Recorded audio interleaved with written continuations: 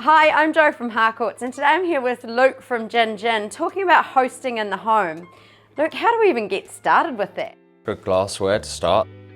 Lovely ice moulds that you'd have in the freezer. Stack up on these and have a bunch of those ready for your guests, or if you've got a bunch you can put into your chest freezer.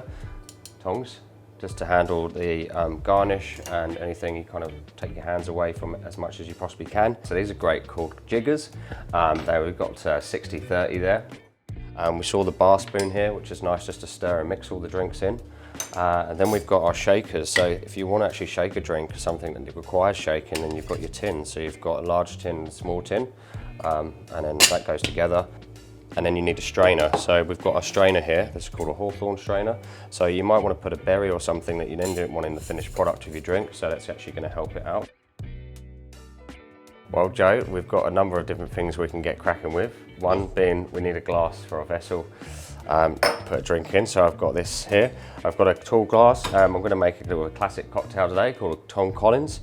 Also, what's really nice to have is good solid ice as well. It's going to stop and help with dilution, and we don't want too much. Now, this is a built cocktail, and it's really good to make at home because it's quite easy, but it's classic and it's very tasty. We've got a tall glass here. I've filled it up with ice.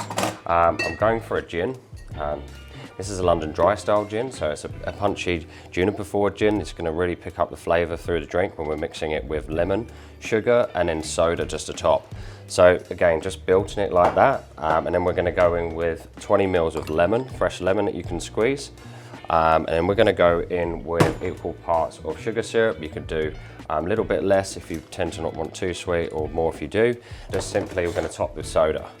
Now I like this, if you've got a little bar spoon, I quite like this trick. You can pour it down here and it falls right in, and you guests think that you're a flash bartender. Or you can just elevate your drink and make the garnish absolutely fantastic. Beautiful edible flower, something like this, just to make a little prettiness depending on what time of year it is. We're getting these all year round at the moment, which is quite fun. A little bit of thyme, and then perhaps a little straw there for someone. Boom. I'm at home. Yeah. I choose to invest into perhaps my time making a batch, or learning how to look fancy like a bartender and make some really lovely drinks. Yeah. What are the most simple things around that to help create that atmosphere in the home?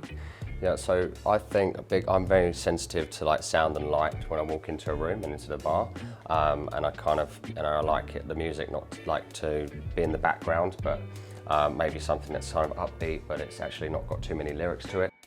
Nice lighting, preferably dim, down lighting, no fluorescent lighting. People congregate to the kitchen area, which is a great social space. Sometimes, the lighting could be brighter in there, but then I think maybe if you could get a lamp or a down lamp, or you could have some candles around, but not scented candles, because they want to overpower the smell of the room and things like that on the scent. So that's hosting in the home. Thank you, Luke, from Gin. Thank you, pleasure.